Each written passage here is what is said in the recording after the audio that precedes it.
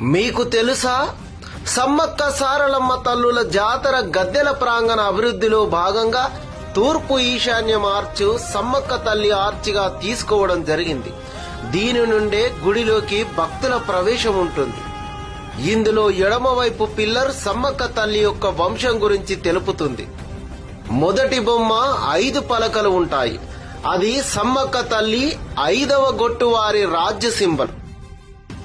రెండవది, పూర్వకాలంలో కోయలు ఏ వంశం చెందిన వారు, ఏ గొట్టు, గోత్రం అని గుర్తుపట్టడం కోసం నుదిటి బొట్టు పెట్టుకునే వారి త్రిశూలం పోలిన ఈ గుర్తు సమ్మక్క తల్లి వంశం నుదిటి బొట్టు. మూడవ సింబల్ 5 నిలువు గీతలు. సమ్మక్క తల్లి 5వ గొట్టు వంశమని తెలుపుతుంది. 4వ సింబల్ నక్షత్రం గుర్తు. సమ్మక్క తల్లి నక్షత్ర రూపంలో ఉంటుంది ఆకాశంలో అని భావిస్తారు కోయలు. స్వస్తిక్ అనేది సిద్ధపోయిన వారు పూజ విధానంలో ఉపయోగించే అతి ముఖ్యమైన సింబల్. దీనిని కుంకుమతో వేస్తారు. దాని అర్థం భూమి తన చుట్టూ తాను కుడి నుండి ఎడమకు తిరుగుతుంది. 9 గ్రహాలు కూడా కుడి నుండి ఎడమకు తిరుగుతాయి.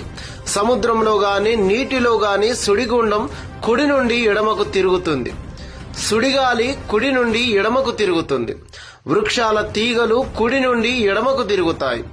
ఇలా ప్రకృతి సిద్ధాంతంలో ప్రతి కదలిక కుడి నుండి ఎడమకు ఉంటుంది.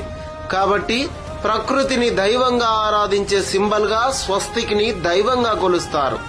ఇది బయటి సమాజం ఎడమ నుండి కుడికి వాడే సాధారణ స్వస్తిక్ కాదు. కింద ఇది ఆదివాసీల ఆలయ ప్రాంగణం అనేలా అడవి దున్న కొమ్ములు, నెమలీకలతో కోయ నృత్యం వేస్తున్న సందర్భం. ఇలా ప్రతి పిల్లర్కి ఒక చరిత్ర ఉంది.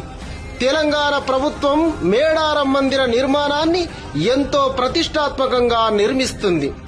దేశ చరిత్రలో ఈ ఆలయ నిర్మాణం గొప్ప కట్టడంగా నిలిచిపోనుంది.